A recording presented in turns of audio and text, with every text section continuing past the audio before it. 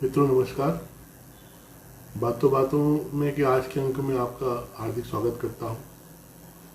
आज हमारे मेहमान सुश्री पार्वती दत्ता हैं जो औरंगाबाद में रहती हैं और कथक और ओडिसी दो भारतीय शास्त्रीय नृत्य विधाओं की बहुत गुणी कलाकार हैं, गुरु हैं। और लंबे समय उन्होंने बहुत परिश्रम के साथ, बहुत रचनात्मक लगन के साथ, बहुत साधना के साथ उन्होंने देश विदेश में अपनी एक ऐसी जगह बनाई है जो एक बहुआयामी कलाकार के होने की वजह को प्रमाणित करती है। आमतौर पर ऐसा बहुत कम हो पाता है कि एक कलाकार एक से अधिक नृत्य विधाओं में पारंगत हो या उतने आयामों में जाने की कोशिश करे। लेकिन ये हमारे लिए सुखद है कि पार्वती जी ने इस तरह का एक कार्य किया है, चुनौती ली है। ये कार्य उन्होंने किस प्रकार किया, इसके पीछे क्या रचनात्मक जिज्ञासाएं रही होंगी, आकांक्षाएं रही होंगी, कामनाएं रही होंगी, ये हम उनसे जानेंगे। हमने रोज हमेशा की तरह जो हमारे मेहमान आते हैं, हमने उनसे भी यही अनुरोध किया था कि आरंभ में मैं कुछ एक ज़मीन बनाऊंगा उनके आगमन के पहले कि उनके स्वागत के लिए, और वो 6:35 पर वो ज्वाइन हुए। तो पार्वती जी वैसे आ चुकी हैं, तो मैं उनको रिसीव कर लेता हूं और हम लोग बात की शुरुआत भी करते हैं।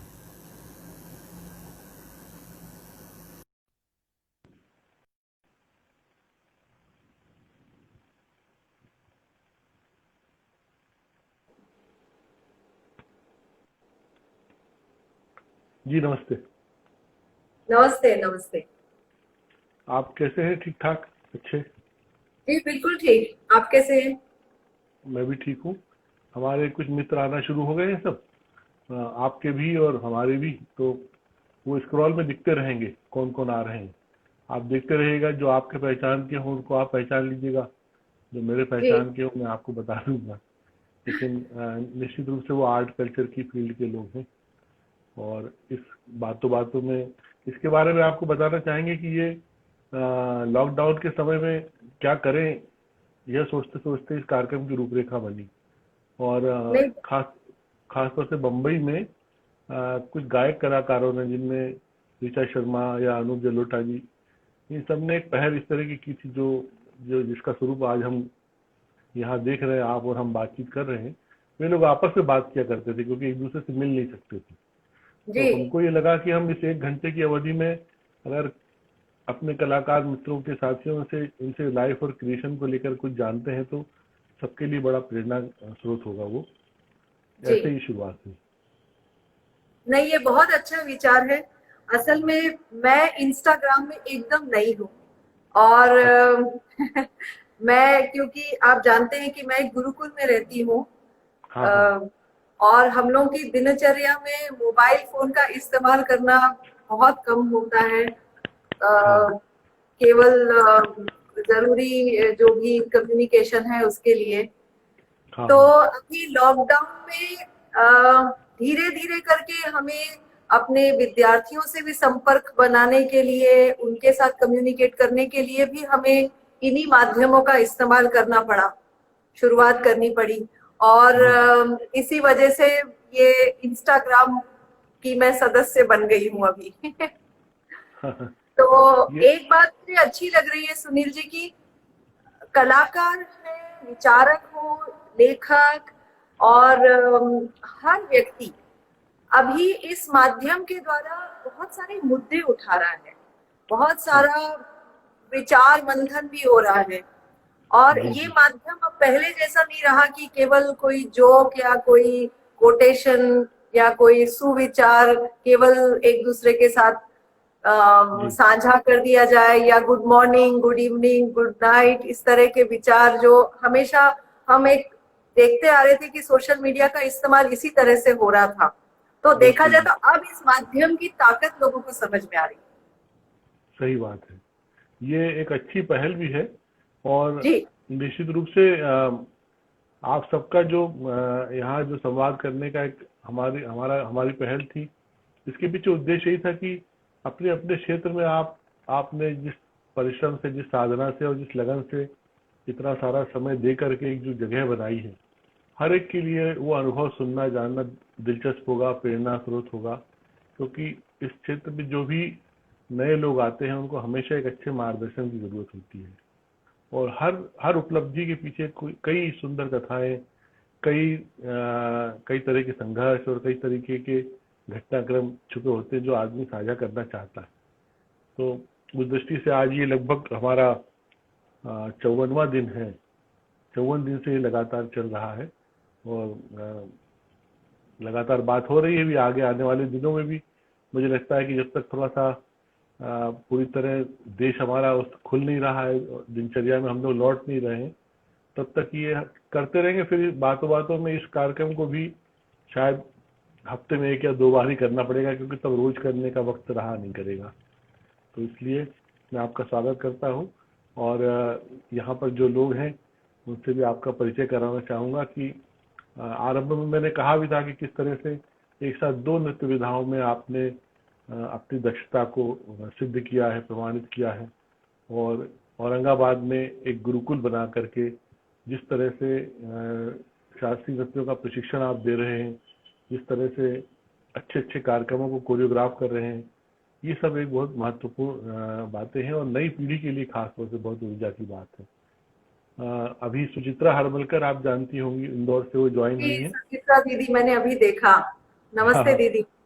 एक डॉक्टर सुरुचि मोहता है बम्बई से, वो गायिका है, वो ज्वाइन हुई है, और जी कुछ लोग आते जा रहे हैं। तो हम लोग अपनी बात की शुरुआत कर सकते हैं। आप जी जैसा कि मैं हमेशा मुझे निजी रूप से इस बात का गर्व रहता है कि आप मध्य प्रदेश से हैं। फिर आपके पास बातों बातों में बताया था कि कलकत्ता से मध्य प्रदेश और मध्य प्रदेश से फिर औरंगाबाद महाराष्ट्र, ये जर्नी है, और आपके मुंह से हम सुनना चाहेंगे कि कैसे कलकत्ता से भोपाल आना हुआ, कैसे भोपाल से औरंगाबाद जाना हुआ।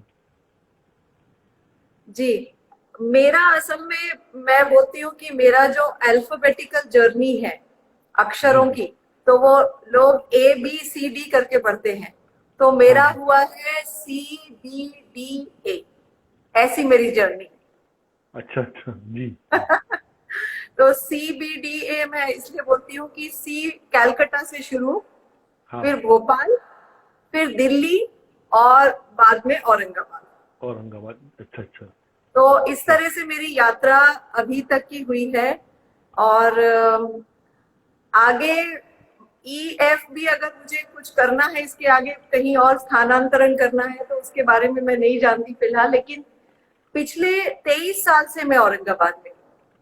तो मेरा जन्म बंगाल में हुआ। मेरे माता पिता बहुत ही प्रगतिवादी, आधुनिक विचारों के, लेखन में रुचि रखने वाले, दोनों मेरे माता पिता दोनों ही लिखते रहे, साहित्य प्रेमी और अरे वाह, इंजीनियर्स। मेरे माता पिता दोनों ही इंजीनियर्स रहे। तो दोनों मैं के नाम बताइए। जी, दोनों के नाम कहिए, क्या पिताजी मेरे का नाम? पिताजी का नाम अशोक कुमार दत्ता, जी जी। और माँ? और माँ स्नेहलता दत्ता। अच्छा अच्छा जी। तो मेरे पिताजी बंगाली थे, हम्म मेरी माँ पंजाबी हैं, वो मेरे साथ रहती हैं यहीं हम्म, औरंगाबाद में महागामी गुरुकुल में। हाँ हाँ। और माँ पिताजी दोनों इंजीनियर, दोनों साइंस के भक्त, साहित्य प्रेमी, गीत अरे वाह, संगीत की में रुचि रखने वाले, और प्रगतिशील विचारों के को समर्थन देने वाले। हाँ तो मेरा जन्म ऐसे एक परिवार में हुआ जहाँ रविंद्रनाथ टैगोर, प्रेमचंद, और स्वामी दयानंद सरस्वती, राजा राम मोहन रॉय, स्वामी विवेकानंद, हम्म, ऐसे महान महापुरुषों के विचार, साथ ही खादी, हम्म, गांधी जी और देश प्रेम। मेरी माँ बहुत ही समर्पित देश प्रेमी है। अच्छा मतलब अभी वो she is a senior citizen, लेकिन 15 अगस्त, 26 जनवरी, गांधी जयंती, उनको अपनी तरफ से अपना एक समर्पण भाव से वो जो कर सकती हैं वो प्रयास करती हैं। तो हम्म, ऐसे परिवार में मैं बहुत भाग्यशाली हूँ कि ऐसे परिवार में जन्म होने के कारण मुझे कला को देखने का जो नजरिया मिला वो एक एक सुंदर समागम था, क्योंकि पारंपरिक कलाओं को लेकर जो एक विचार मंथन होता है या जो संस्कार मिलते हैं, उसके अतिरिक्त मुझे राष्ट्र निर्माण और धरोहर, सांस्कृतिक धरोहर, ऐसे विचार मुझे बचपन से मेरे दिमाग में आने शुरू हो गए।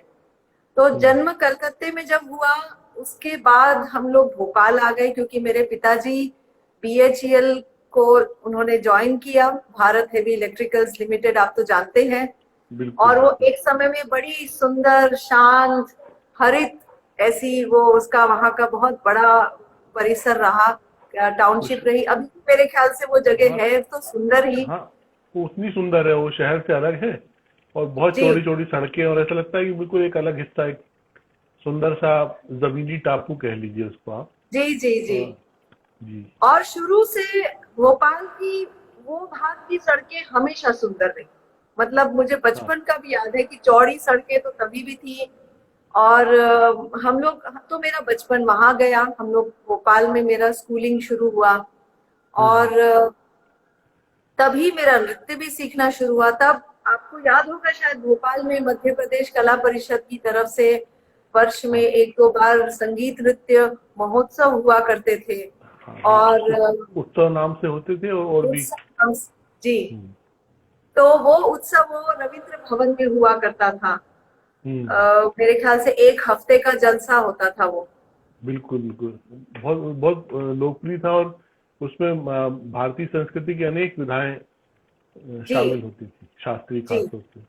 जी, तो मेरी माँ बताती है कि मेरा शायद चलना बाद में शुरू हुआ और नाचना पहले शुरू हो गया। तो तो बचपन में ही हर चीज थोड़ा नाचते हुए, झूमते हुए करने की इच्छा होगी। और तब मेरी माँ को एहसास हुआ कि इसे नृत्य में बहुत रुचि है और इसे नृत्य सिखाना चाहिए, और केवल सिखाना ही नहीं, इसे दिखाना भी चाहिए। ये बात के लिए भी मैं पुनः मेरे माता पिता की बहुत ऋणी हूँ, क्योंकि आज मैं देखती हूँ कि कई अभिभावक हैं जो ये जरूर कहते हैं कि हमारी बच्ची को रुचि है या हमारे बेटे को रुचि है, उसको सीखना है, या वो नाचने में उसको बड़ा मजा आता है, सीखने में मजा, लेकिन वो ये नहीं देखते कि उसकी नजर बनाने के लिए, उसको संस्कार देने के लिए दिखाना भी जरूरी है। बहुत तो जी, तो तब का मुझे ये याद है कि मैं 3 वर्ष की थी, तब से हर साल जो जो भी संगीत समारोह हुए उसमें टिकट लेके, मुझे ये भी याद है कि माँ पिताजी बोलते थे कि टिकटेड होता था, जो भी होता था, सीजन टिकट्स होती थी। और सीजन टिकट्स तो पूरे हफ्ते के कार्यक्रम की होती थी। तो हमारे परिवार का वो हमारे घर का एक मतलब वर्ष के कुछ जैसे होते हैं ना, दिवाली है, दशहरा है, तो वैसे वो उत्सव और इस तरह के जितने भी और समारोह जब जब मौका मिलता था, तो उसको उतने ही उत्साह से उसकी प्रतीक्षा भी की जाती थी और उसका स्वागत किया जाता था। तो मुझे, क्योंकि आप भोपाल में हैं, और भोपाल मेरा सबसे प्रिय शहर है, आज भी मैं कहती हूँ कि दुनिया की सबसे सुंदर जगहों में से भोपाल है। बिल्कुल सही है, ये बात तो है। बहुत सुंदर उसकी मतलब उसके जो प्राकृतिक सौंदर्य में तो है ही, लेकिन वहाँ के लोग, और मुझे लगता है वो बहुत जल्दी घुल मिल लेते हैं एक दूसरे के साथ। वहाँ की कला दृष्टि, वहाँ की एक जिज्ञासा, लोगों में ज्ञानार्जन करने की जिज्ञासा, कई बातें हैं जो मुझे हमेशा छू गई कि ये शहर की एक खास बात है। तो बचपन का वो एक याद है कि हम लोगों का घर में ये बात होती थी, अच्छा इसको स्कूल से लेके आना है और फिर हमें रविंद्र भवन जाना है। तो BHEL से रविंद्र भवन जाना कुछ आसान नहीं था उन दिनों, बीच में एक बहुत बड़ा जंगल पड़ता था, पूरा एक एरिया था बीच का जो बहुत अंधकार, वहां पे सड़कें भी इतनी अच्छी बनी नहीं थी, स्ट्रीट लाइट्स नहीं थी, और तो वाहन सुविधा का क्या किया जाए।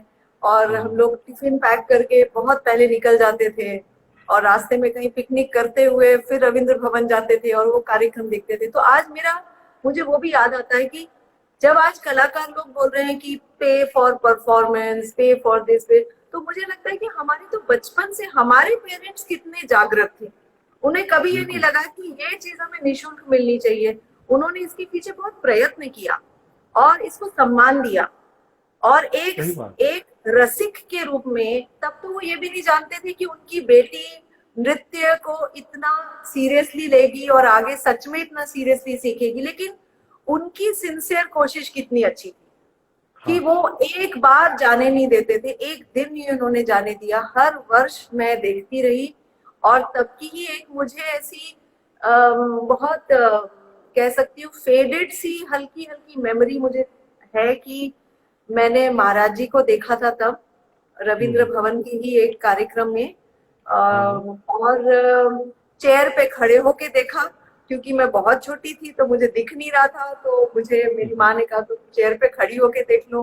तो मैंने पूरा कार्यक्रम खड़े होके देखा और एक टक देखती रही। और जब कार्यक्रम खत्म हुआ तो मेरी माँ मुझे वापस घर ले जाना चाहती थी और मैंने जिद पकड़ ली कि अब तो मुझे इनके साथ ही जाना है, मुझे यही सीखना है। ओह, क्या बात है। तो वहां से देखा जाए तो मतलब एक जेन्युइन इंटरेस्ट माता पिता को भी समझ में आया, शायद मुझे भी मन ही मन मेरा मन उस तरफ जाने लगा कि ये सीखने में मुझे ज्यादा अच्छा लगेगा। फिर वो तलाश शुरू हुई कि कहाँ सीखा जाए, कैसा हो। तो ऐसे भोपाल में मेरी शुरुआत, मुझे मेरे पूरे स्कूल डेज याद है कि स्कूल जाती थी, घर आती थी और नृत्य सीखती थी या रियाज करती थी। ऐसा मेरा पूरा समय गया।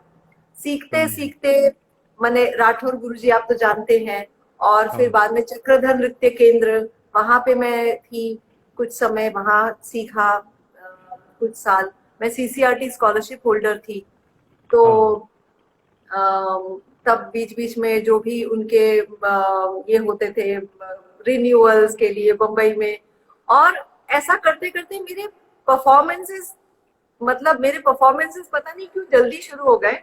शायद भोपाल में उस समय बड़ा प्रोत्साहन का वातावरण था, मालूम नहीं, क्योंकि मेरी पहली एकल नृत्य प्रस्तुति हुई है जब मैं शायद 4.5 साल की थी।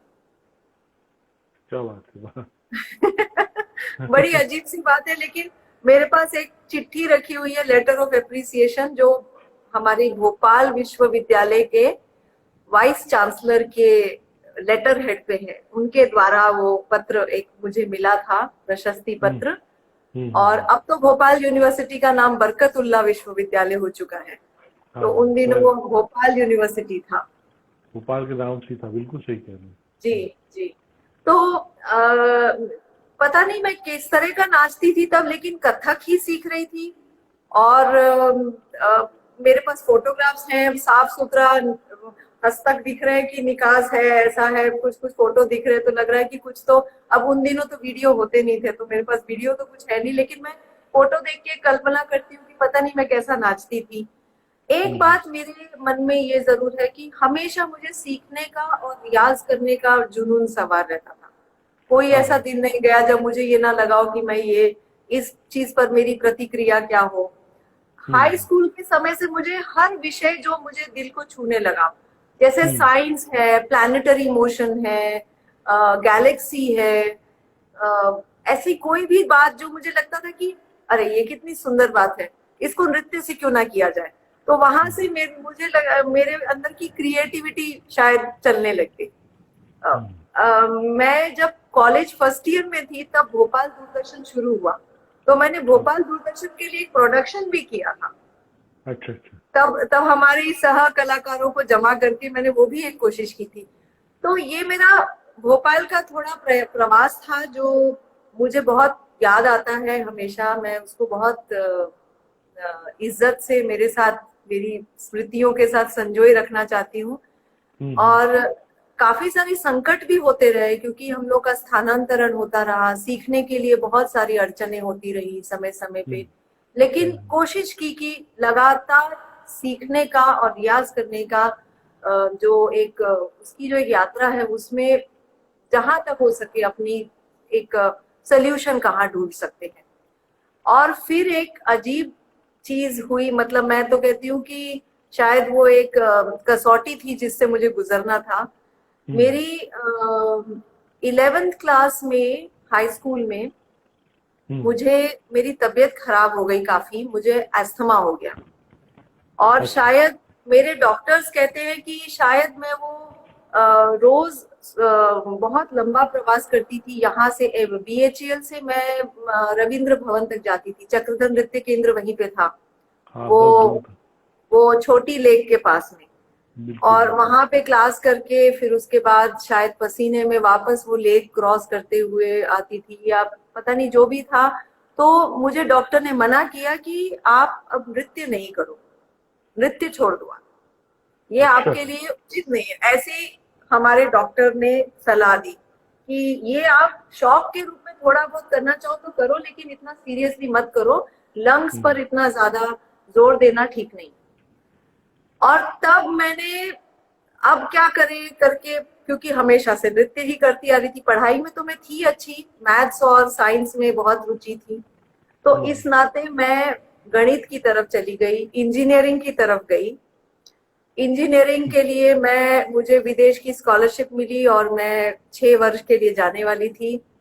उसका न्यूज भोपाल के न्यूज़पेपर्स में भी आ गया कि Parvati Datta engineering, computer engineering पढ़ने के लिए जा रही है। और जैसे जैसे वो दिन नजदीक आने लगे तो मेरा दिल बैठने लग गया कि मैं ये कुछ बहुत अजीब कर रही हूँ, जो मुझे मेरा मन कबूलेगा नहीं। और ऐसे समय पे फिर मैंने वो निर्णय लिया कि मैं ये इंजीनियरिंग की तरफ नहीं जाऊंगी और मुझे नृत्य ही करना है। तो नृत्य करना। मैं दिल्ली गई तो तब मैं क्या बात। दिल्ली गई, मैंने कथक केंद्र में प्रवेश लिया, वहाँ इंटरव्यू दिया, सिलेक्ट हुई, वहाँ प्रवेश लिया। और फिर मैंने, तो इस तरह से मेरा C से B, B से फिर D पे मैं आई। जी। और फिर मैं काफी साल दिल्ली में थी। मैं मेरा वो तालीम का सबसे सुंदर समय था, क्योंकि सुबह से रात तक मन, दिमाग, शरीर उसी में ही लगा रहता था।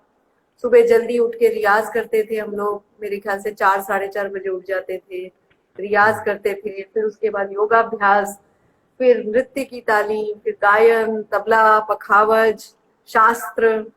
मैं ओडिसी भी कर रही थी, तो यहाँ से वहां भागती थी, वहां से इधर आती थी। इस तरह से मेरा कुछ साल कट गए। और उन सालों में मैं मेरे गुरुओं के आशीर्वाद से नाचने लगी, परफॉर्मेंसेस करने लगी, महोत्सवों में भाग लेने लगी, विदेश ट्रैवल करने लगी, ये सब तो हुआ।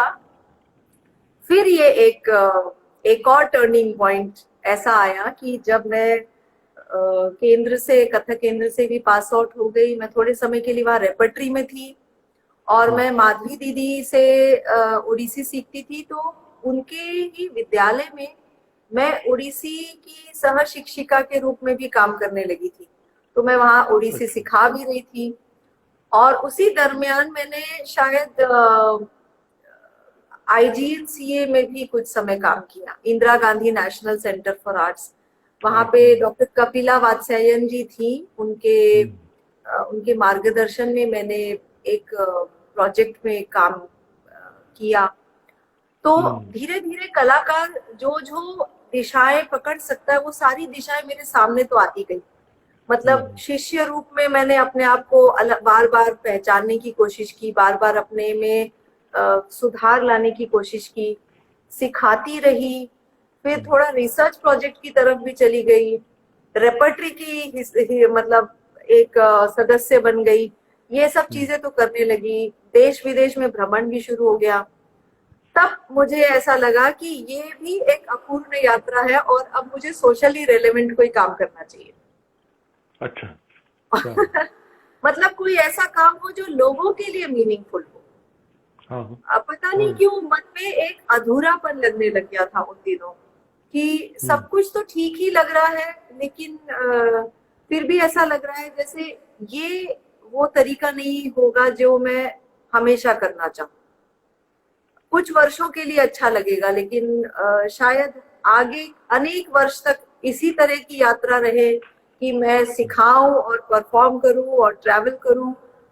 ये मुझे लग रहा था कि ये मेरे लिए अपूर्ण यात्रा है, पता नहीं क्यों। तब ये भी नहीं समझ पा रही थी कि करना क्या है, ये भी नहीं समझ पा रही थी, लेकिन ये जरूर मन खोजना चाह रहा था कि कुछ तो और है जो मन चाह रहा है कि उसको तलाशे, उसको पहचाने। हाँ। और दिल्ली में रहना भी इतना आसान नहीं है। जब तक मैं विद्यार्थी रूप में वहां रह रही थी तो हॉस्टल में रह रही थी, बाद में रेंटेड अपार्टमेंट में रहने लगी, और वो एक अलग तरह का संघर्ष है। इस तरह से अकेले रहते हुए अपने आप को कलाकार रूप में सक्रिय रखना, रोज के रियाज के लिए एक स्टूडियो की व्यवस्था रखना, क्योंकि घर से हम रियाज नहीं कर सकते, अपार्टमेंट्स में ऊपर नीचे लोग रहते हैं तो उनको ये सब मुश्किल है। डिस्टर्ब होगा, तो इसलिए वो नहीं कर सकते। तो सुबह सुबह अंधेरे में कहीं जाके कोई विद्यालय में या किसी और जगह रियाज करने जा रहे हैं, फिर आ रहे हैं, फिर तो ये सब एक बहुत लंबा स्ट्रगल का भी समय था, जब अपनी मेहनत की हमारी लिमिट हम कहाँ तक आगे बढ़ा सकते हैं, कितने घंटे और काम कर सकते हैं, कितने घंटे मेहनत कर सकते हैं, और अपनी छोटी मोटी कमाई में कैसे अपना सब कुछ चला सकते हैं। तो तब के चैलेंजेस अलग थे कि एक साइकिल रिक्शा भी ना लेके पैदल क्यों ना चला जाए, तो 4 रुपए बच जाएंगे, 5 रुपए बच जाएंगे। तो वो भी एक समय पूरा हुआ कि काफी अपने आप को मिनिमम क्या चीजों में हम अपना काम कर सकते, उस तरह से भी कुछ साल काटे। और वो समय मेरा सबसे सुंदर इसलिए था क्योंकि मेरा स्वाध्याय, मैं नई नई रचनाओं की तरफ बढ़ती गई। मैंने काफी रचनाएं अपने लिए बनाई, मेरे अपने परफॉर्मेंसेस के लिए। महान कवियों के पद कविताएं निराला पे किया, और संस्कृत पद्य या पदावली या श्लोक, अलग अलग तरह के साहित्य को लेके काम करना शुरू किया। तो तब मेरा वो स्वाध्याय का एक काल था बड़ा सुंदर। उसी में से विचार मंथन में से ये एक बात दिमाग में आने लगी कि अब दिल्ली छोड़ के किसी छोटी जगह काम करना चाहिए। और तब मैं ये चर्चा करने लगी मेरे बड़ों के साथ या मेरे मित्रगण के साथ, में ये बात करने लगी कि मैं सोच रही हूँ कि दिल्ली छोड़ दूं। तो मुझे सबने कहा कि पागल हो गई हो, दिल्ली छोड़ोगी तो क्या होगा। वो एक कहते हैं ना कि out of sight out of mind. तो मतलब अब तुम दिल्ली अगर छोड़ दोगी तो फिर क्या है, क्या होगा, तुम्हारा क्या भविष्य है। तो रहते रहते मैं फिर भी 1 साल तक इसके बारे में सोचती रही, और धीरे धीरे ये विचार मेरे अंदर गहरा होता गया कि मुझे दिल्ली से निकल कर कहीं और काम करना चाहिए और किसी अलक्षित स्थान में करना चाहिए। ये मेरे मन में एक आ गया। और तब मुझे सब लोग पूछते थे कि ऐसा क्यों, अच्छा है जाना ही है तो भोपाल ही चली जाओ, वहीं करो। तो मैंने कहा कि भोपाल में तो बहुत है, भोपाल में बहुत कलाकार हैं, भोपाल में काफी काम हो रहा है, बहुत लोग सक्रिय हैं। तो ये मुझे उतना चुनौतीपूर्ण नहीं लगा। और मेरे गुरुजन भी मुझे कभी कभी मजाक में बोलते थे कि तुमको ना काम ऐसे मुश्किल बना के करने में अच्छा लगता है। तो चैलेंज तभी होता है जी, चुनौतियों को से जूझने का एक अलग आनंद होता है ना जी। तो तब ऐसे लग रहा था कि कुछ बहुत ही मुश्किल काम करके देखते हैं।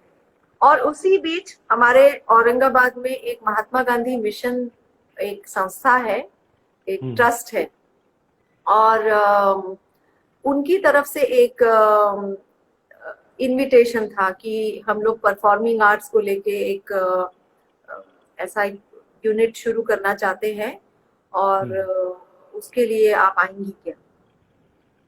तो तब औरंगाबाद से मेरा कोई भी परिचय नहीं था, और ये वो शहर भी नहीं था जहाँ पे कोई महोत्सव होते हो ऐसे कि हम लोग वहाँ बार बार आए हो या हमारे कोई यहाँ परिचित है।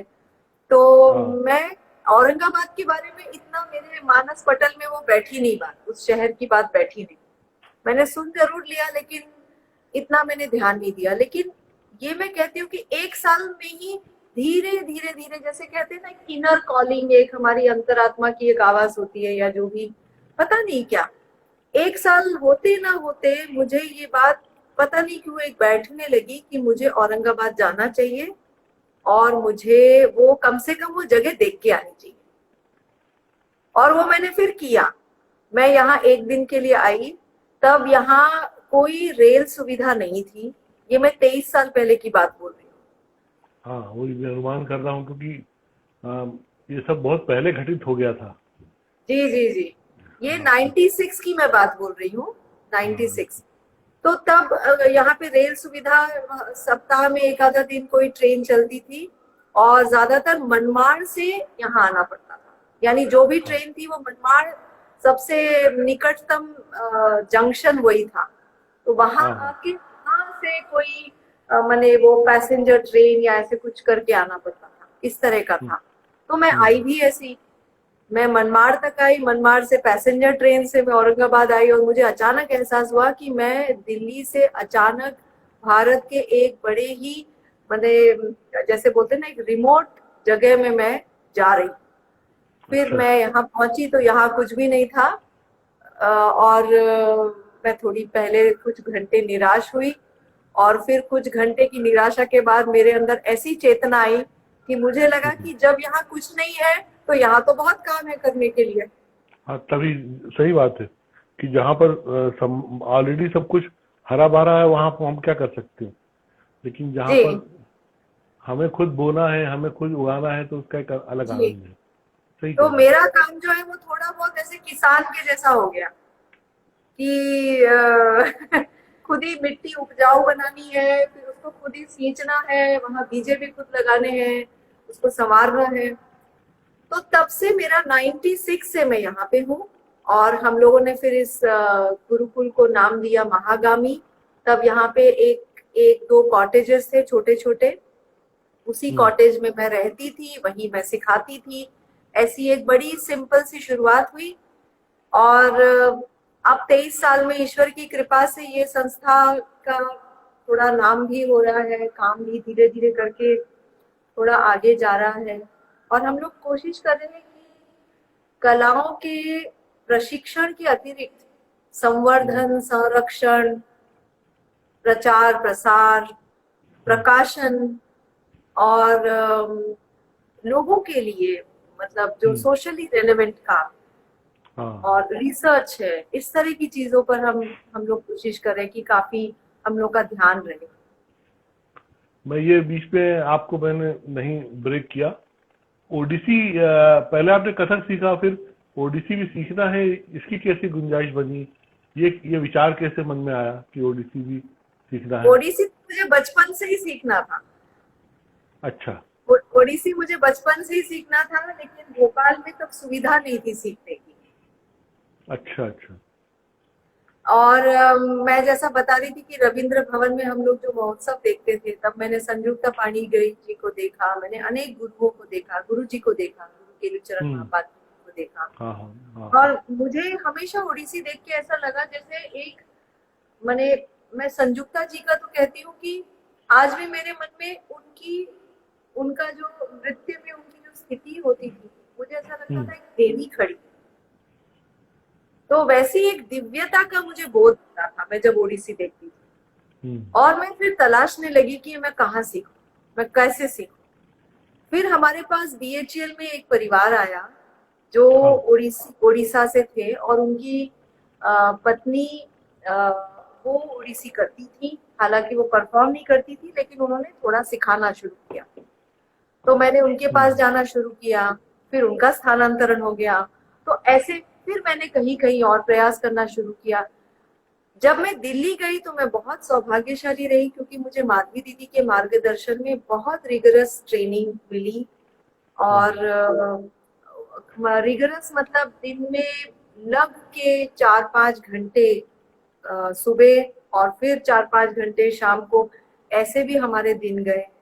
तो इस तरह की ट्रेनिंग को मैं कब से मैं इंतजार कर रही थी कि मुझे इस तरह की ट्रेनिंग चाहिए। ऐसी नहीं कि 1 घंटा कर लिया, 2 घंटे कर लिए, हफ्ते में कुछ दिन कर लिए, लेकिन मुझे तो सुबह से रात तक का एक इमर्शन चाहिए था। तो वो मेरा सौभाग्य रहा कि वो मुझे मिल पाया। और क्योंकि मेरा कथक बैकग्राउंड था इसलिए शायद मैं जल्दी उस नृत्य को, दूसरी नृत्य विधा को मैं जल्दी सीख पाई। और अच्छा। कुछ ही समय के बाद मैं परफॉर्म करने लगी। मैं माधवी दीदी के समूह में शामिल हो गई और कई जगह मैंने उनके साथ प्रस्तुतियां करनी शुरू की और धीरे धीरे सिखाना भी शुरू कर दिया। तो ऐसे वो थोड़ा, और सिखाते सिखाते फिर एक समय ऐसे भी आया कि क्योंकि कथक की वजह से थोड़ा ताल की चीजों में रुचि भी थी। तिहाइयां बनाना अच्छा लगता था, टुकड़े बनाना अच्छा लगता था, हिसाब की काम करने में बड़ा मजा आता था, उपज करने में मजा आता था। तो मैं ओडिसी में भी थोड़ी कोशिश करने लगी कि ताल प्रधान रचनाएं बनाई जाएं। मैंने ओडिसी का ताल वाद्य भी सीखने की कोशिश की। मैंने मर्दल बजाना सीखा। तो इस तरह से मैंने मेरे पूरे समय को जितना हो सके हर तरह से जोड़, अपने आप को लाभान्वित करने की कोशिश की। और उसी दौरान गुरु केलुचरण महापात्र हमेशा दिल्ली आते रहते थे। वो माधवी जी के पास आते थे, अनेक कार्यक्रमों के लिए आया करते थे। और दिल्ली वो जब जब आते थे तो मुझे उनका सहवास मिलना शुरू हुआ। उसी दौरान बीच बीच में वो आके सिखाने लगे। तो ऐसा मेरा उनके मार्गदर्शन में भी मेरा सीखना शुरू हुआ। बाद में मैंने विधिवत उनके पास कुछ समय सीखा। और जब मैं औरंगाबाद आई हूँ तो वो महागामी गुरुकुल भी आए। उन्होंने यहाँ रह के ही प्रशिक्षण दिया हम लोगों को। मैं उनके पास गई उड़ीसा। तो इस तरह से मेरी ओडिसी की यात्रा रही। एक मैं आपको ये भी बताऊंगी कि मेरा एक बहुत संकट काल ये भी था कि दोनों में से कौन सा नृत्य मैं करूं, फाइनली कौन सा करूं। हाँ। सही मतलब दोनों सीख तो रही हूँ, लेकिन दोनों में से एक ही चुनना चाहिए। बाद में दोनों करने के बारे में नहीं सोचा था मैंने। और मेरे सब गुरु बंधु भी मुझे यही कहते थे कि दोनों क्यों कर रही हो, एक करो। तो मैं कहती थी हाँ एक ही करना है, लेकिन वो कौन सा है वो मैं चुन नहीं पा रही। क्या तो ये मेरा एक बहुत अजीब सा समय गया कि मैं सोचती रहती थी कथक भी अच्छा लग रहा है, ओडिसी भी बहुत अच्छा लग रहा है, कुछ भी छोड़े नहीं जा रहा है, क्या करूं। तो लेकिन वो मन में वो प्रेशर भी पड़ रहा था, वो बोझ भी आ रहा था, क्योंकि ऐसा भी लग रहा था कि दोनों स्टाइल्स में उसकी जो प्योरिटी है वो मुझे बरकरार रखनी है। और ऐसा तो नहीं कि हम दोनों स्टाइल करने में किसी स्टाइल की जो प्योरिटी है उसको हम सैक्रिफाइस कर रहे हैं, वो मैं नहीं चाहती। ये बड़ा सावधानी रखना पड़ती है जी जी। दो आयामों में आवाजाही होती है और दोनों आयामों की अपनी क्लैसिकी है, उसकी अपनी मौलिकता है। तो ये जरूर है कि जब आप अलग अलग परफॉर्म कर रहे हो तो उसी तरीके से आप की समृद्ध पहचान बने। जी। तो मैं यहाँ दिल्ली में फिर ओडिसी कौन सिखा रहे थे आपको रेगुलर?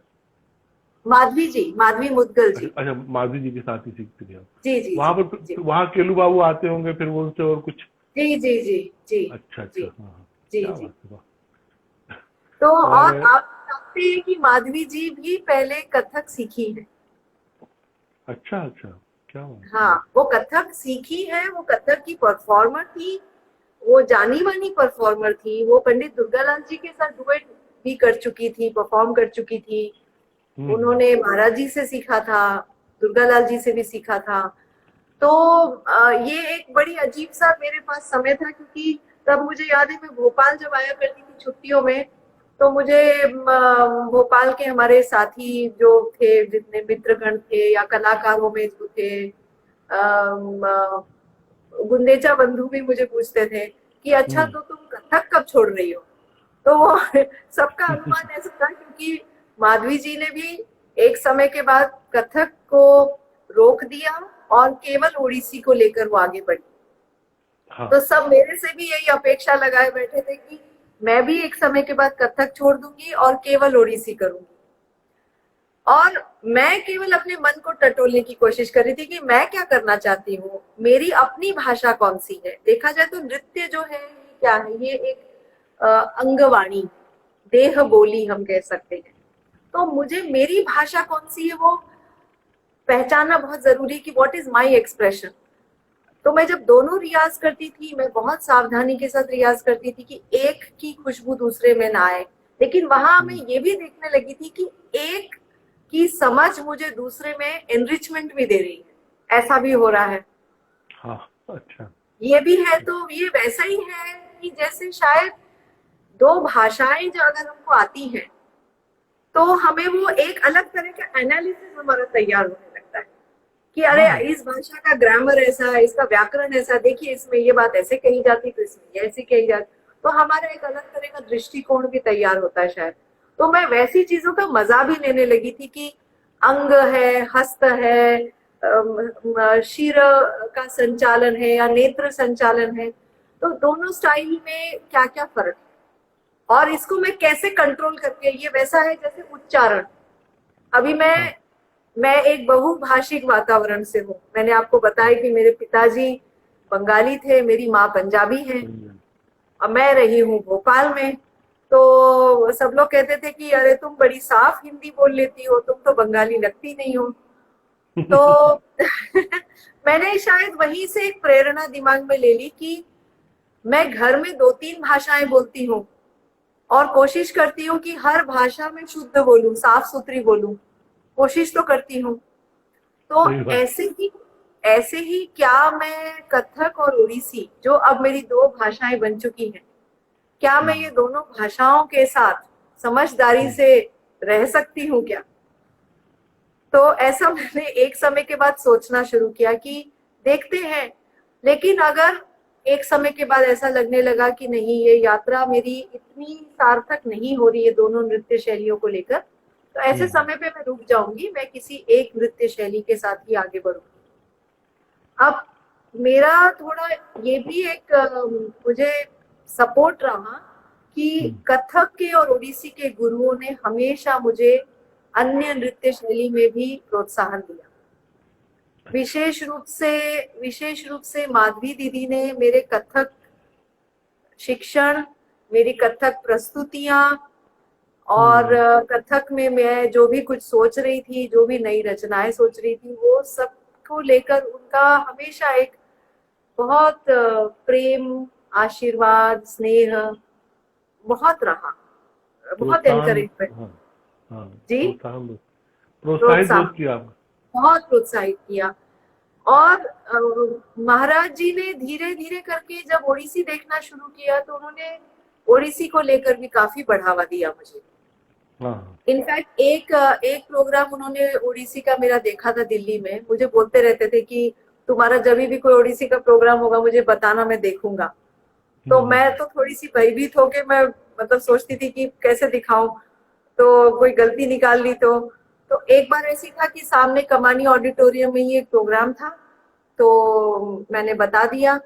और महाराज जी ने शुरू में तो कहा कि मेरे लिए संभव नहीं है क्योंकि मेरी तो रिकॉर्डिंग है, मुझे शाम को रिकॉर्डिंग पे जाना है, तो मैं तुम्हारा नहीं देख सकता प्रोग्राम।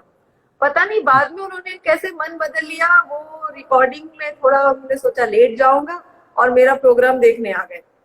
तो जस्ट प्रोग्राम शुरू होने वाला था, उसके पहले वीक पे मैंने देखा कि महाराज जी खड़े हैं, एक सिल्वेट आकार मैंने देखा कि वो खड़े हैं और मैं तो बहुत घबरा भी गई, लेकिन मैं दौड़ी दौड़ी गई, उनका आशीर्वाद भी लिया।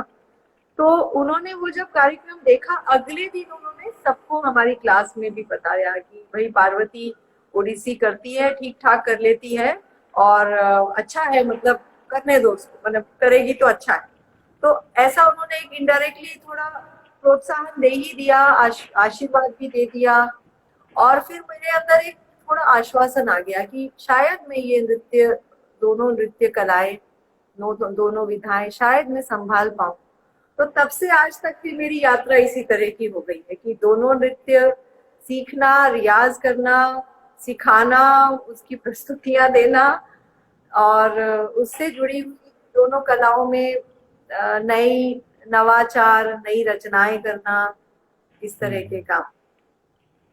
इसमें अब ये देखिए, बड़ी रोचक बात ये है कि इतना सब करते हुए फिर आपने औरंगाबाद में, जो कि आपको एक अपने आप से नया शहर और कोई भी एक संस्कार शुरू करने के लिए बहुत अनुकूल जगह लगी हुई, कुछ ना कुछ इंस्पायरेशन रहा होगा और वहीं पर यह महागामी गुरुकुल इतना ज्यादा फलीभूत भी हो गया। महागामी शब्द के पीछे क्या आशय है? महागामी शब्द असल में महात्मा गांधी मिशन, इसके अग्राक्षर से बना है। ये अच्छा। जब मैं आई थी तो मैंने ये नाम मेरे दिमाग में आया कि क्यों ना एक ऐसा नाम रखे जिसकी कोई बड़ी मतलब थोड़ा सा प्रेरणादायक भी लगे वो शब्द। और यहाँ पे सब लोग महात्मा गांधी मिशन को MGM बोलते थे, तो मुझे ये अंग्रेजी का जो एब्रीविएशन था वो इतना मतलब क्या बोल सकते हैं, आर्टिस्टिक नहीं लगा। वो समझने के लिए वो एब्रीविएशन ठीक था, लेकिन हम लोग अपने गुरुकुल के लिए एक नाम सोच ही रहे थे कि इसको एक अच्छा नाम देना ही चाहिए। तब मेरे दिमाग में ये महागामी शब्द आ गया कि महान यात्रा का पथिक। हाँ हाँ, क्या बात है, महागामी। तो और दूसरा अर्थ बिल्कुल। ये भी हो जाता है कि महान पथिकों का सहगामी। पूरा साहित्यिक परिवेश और अनुभव और संस्कारों से और सोच से निकला हुआ ये नाम है आपके माध्यम से, जो आप कह रही थी शुरू में कि माता पिता का साहित्यिक होना और वो वातावरण, वो सारी दृष्टि इस नाम को जो आपने जिस तरह से जस्टिफाई किया उस पर ये प्रकट हो रही है। अभी राघवराज भट्ट जी भी ज्वाइन हुए हैं हैदराबाद से। अच्छा, तो भैया नमस्ते भैया।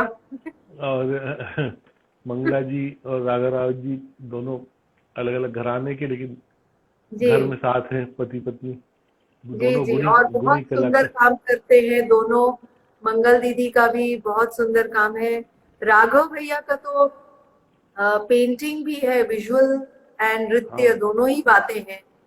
और ये भी एक सुंदर बात है कि नृत्य अपने में भी एक पेंटिंग है, स्पेस में, 3 डायमेंशनल स्पेस में आकारों के माध्यम से एक उसी तरह की अभिव्यक्ति है। सुधा रघुरमन जी भी कार्यक्रम को देख रही हैं दिल्ली से।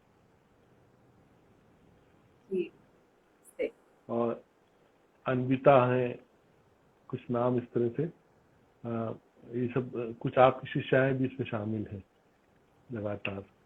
ये जो यहाँ इस महागामी केंद्र के बाद फिर इसमें आपने बहुत सारे कुछ अच्छे अच्छे नृत्य रचनाओं को भी कथक में और ओडिसी दोनों में कोरियोग्राफ किया, और देश के साथ साथ अनेक दूसरे देशों में भी आपकी यात्रा हुई है।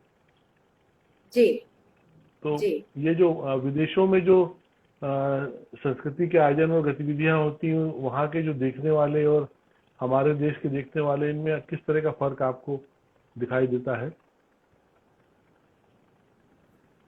फर्क तो जिस देश में गए उसके हिसाब से है।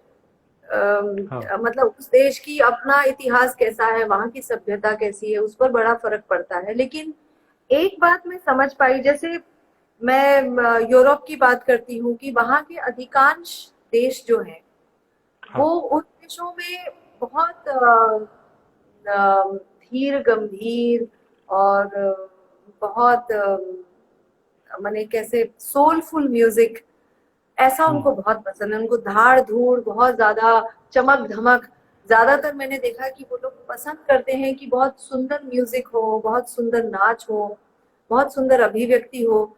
साहित्य को वो बहुत पसंद करते हैं। फ्रांस के लोगों को तो जैसे गीत गोविंद की अष्टपदी है वो बहुत पसंद आती है। इस तरह का जो डेलिकेट भाव है वो उनको बहुत पसंद आता है। तो ये आश्चर्य की बात है कि भारत में जहाँ हम लोगों को शोर शराबा बहुत पसंद आने लग गया है और चमक धमक पसंद आने लग गई है, वहां पे ऐसे कितने देश हैं जहाँ पे ध्रुपद, धमार, आलाप, तानपुरा, सुंदर घुंघरू का नाद, एक मतलब एक स्टिलनेस, एक शांति, ऐसा नाच पसंद है, ऐसी अभिव्यक्ति पसंद है। तो कई बार कई देशों का मैंने देखा है कि उनकी अपनी, और ये एक अजीब बात है कि उनकी अपनी अर्थव्यवस्था, सामाजिक व्यवस्था, वो देश कितना सिक्योर है। जो देश जितना सिक्योर है, जो देश जितना सिक्योर है, वहां पे कला की अभिरुचि और कला के प्रति उनकी जो प्रतिक्रिया है, उनका जो एक आस्वादन करने का जो तरीका है, वो उसके अनुकूल मैंने देखा। वो लोग ज्यादा मेच्योर लगे मुझे। सही। और जिन देशों में शायद गरीबी है, या मैं ये नहीं कह रही हूँ कि गरीबी की वजह से उथलापन आएगा, ऐसा नहीं है, लेकिन वहां मैंने देखा कि उनको बहुत रिदमिकली चार्ज और इस तरह की चीजों में उनको बहुत मजा आता है। ब्राजील मैंने देखा, ब्राजील एक बड़ा कमाल का देश है, वहां के लोग बड़े भावुक, मुझे लगा बड़े भावुक लोग हैं।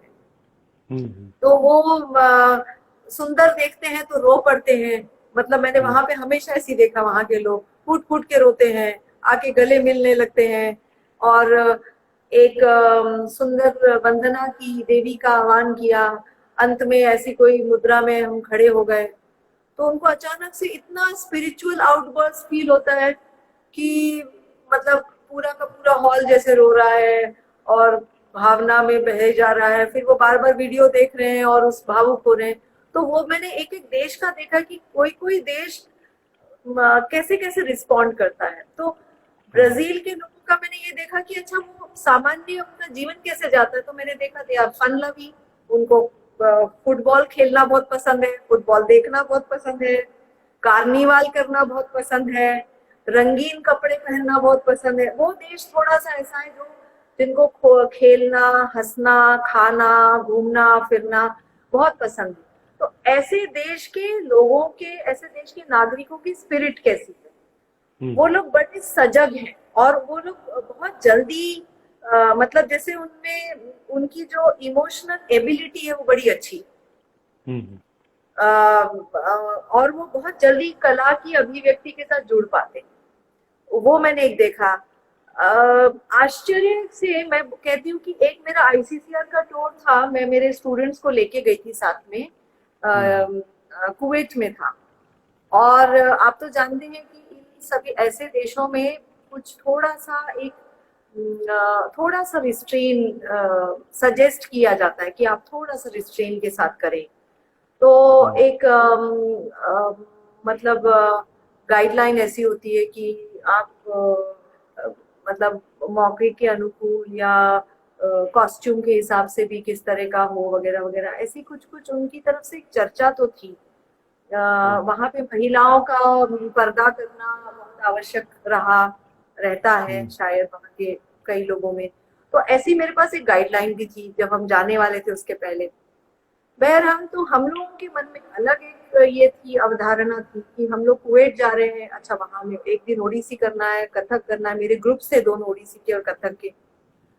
तो आश्चर्य की बात यह है कि ऐसी जगह हमने अपनी पारंपरिक चीजें की, मैंने तो ध्रुपद पे आधारित कई रचनाएं की, and we got standing ovation from the entire audience. और जबकि हमारे अधिकारियों को एक अलग तरह की असमंजस में थे वो, उनको क्योंकि ऐसा था कि नहीं यहाँ पे ऐसी चीज शायद ना चले, वैसी चीज चल सकती है। तो मेरा एक ये समझ में आया है, मुझे जितना थोड़ा बहुत अनुभव मिला है, मुझे ऐसा लगता है कि सच्ची कला, सच्ची अभिव्यक्ति, सच्ची सोच और करने वाला कलाकार अपनी पूरी सच्चाई से जब करता है तो ऐसी अभिव्यक्ति किसी भी समाज विशेष को छूती है, उसे प्रभावित करती है, और वो संदेश सही तरह से पहुंचता ही है। ये बात सही। हाँ, ग्राह्यता जो है वो तो मन से होती है ना सारी, और मन भले आदमी चाहे पश्चिम का निवासी हो चाहे यहाँ हमारे देश का हो, जो कुछ मन को सुख पहुंचाएगा, मस्तिष्क को अच्छा लगेगा, देखने सुनने को अच्छा लगेगा, उसकी एक लय, उसकी एक धारा तो वही है जैसे हम सबके शरीर में नब्ज होती है। जी जी जी। तो ये आपका सोचना बहुत सही है। कई बार इस तरह के असमंजस लेकिन काम नहीं आते, और अंततः हम लोग की जो भावना है उसी की जीत होती है, ये एक बड़ी बात है। और इधर जो मैं गुरुकुल में लगभग कितने विद्यार्थी छात्राएं सीखती होंगी डांसर, कलाकार आपके यहाँ? अभी वर्तमान में हमारे पास मतलब अभी तो मैं 2 महीने से किसी से मिल भी नहीं पाई हूँ। हमारे पास वैसे मेरे पास अभी मेरे ख्याल से 130 विद्यार्थी हैं। 130 है। जी, तो मतलब आधे आधे के करीब है लगभग। कुछ कथक के शिष्य हैं कुछ ओडिसी के, इस तरह से। ये देश भर से चयन होके आते हैं क्या, या वहीं के आसपास के होते? जी, आप लोग सेलेक्ट करते होंगे देश भर से? सिलेक्ट करते हम लोग का एक सिलेक्शन प्रोसेस होता है। हम लोग एक वर्कशॉप करते हैं और हाँ। वर्कशॉप में हम उनको थोड़ा सा सिखाते हैं, थोड़ा ओरिएंटेशन देते हैं, उसके बाद हम ऑडिशन करते हैं अच्छा अच्छा। और और ऑडिशन करके फिर हम सिलेक्ट करते हैं। वही वो जो आपने शुरू में, फिर मैं वही शुरू की बात आपको याद दिला रहा हूँ कि जो माता पिता कहते हैं ना कि हमारे बच्चों को रुचि है, आपके जी मम्मी पापा ने आपको लगातार आयोजनों में ले जाके आपका संस्कार बनाया। और यहाँ कई बार ये अक्सर गुरुजन ये कहते भी हैं कि वो बेटी को रुचि है और पता चला कुछ समय बाद शादी हो गई और वो रुचि जो है बड़ी कैजुअल की होके खत्म हो गई। फिर ये इतिहास में दर्ज जाता है कि हाँ इनको डांस आता था। वो भावी ससुराल में बताने के लिए होता है कि नृत्य भी जानती है बेटी, और कहीं कहीं फिर वो साधना का हिस्सा बन जाती है, संस्कार का जी हिस्सा बन जाती है, और फिर वो कला और समाज के काम आती है। तो जी इसकी पहचान भी आप कर लेती होंगी बारीकी से, मुझे लगता है, क्योंकि आप खुद उस तरह से पोषित और पल्लवित हुई हैं। मैं कोशिश करती हूँ। असल में मेरी जो जिम्मेदारी है यहाँ पे औरंगाबाद में, आपको जैसे मैंने बताया कि मेरा थोड़ा किसान के जैसा काम मेरा रहा है, तो मुझे यहाँ पे जमीन तैयार करने के लिए नियमित रूप से बैठक, सभा, छोटी सभा, बड़ी सभा, संगीत सभाएं, छोटे बड़े महोत्सव रखना, ये सब आयोजन करना मेरे लिए बहुत महत्वपूर्ण हो गया, क्योंकि ऑडियंस बिल्डिंग करने का जो काम था वो जिम्मेदारी और वो दायित्व मेरे पास ही था। और ये एक जरूरत थी कि हम जो सिखा रहे हैं, क्योंकि ये परफॉर्मिंग आर्ट है, तो ये जब सिखाया जाएगा तो इसका मंचन भी होगा। जब मंचन होगा तो ऑडियंस को उसकी अभिरुचि कैसे तैयार हो, how will the audience appreciate, तो वो एप्रिसिएशन को रिफाइनमेंट देने के लिए नियमित रूप से कार्यक्रम चाहिए। तो तब हम लोगों ने, जब से मैंने शुरुआत की यहाँ पे महागामी में, तो हमने एक सहृदय नाम देकर एक बैठक श्रृंखला शुरू की। अच्छा। और वो बैठक श्रृंखला अभी तक चल रही है, 23 साल से वो चल रही है।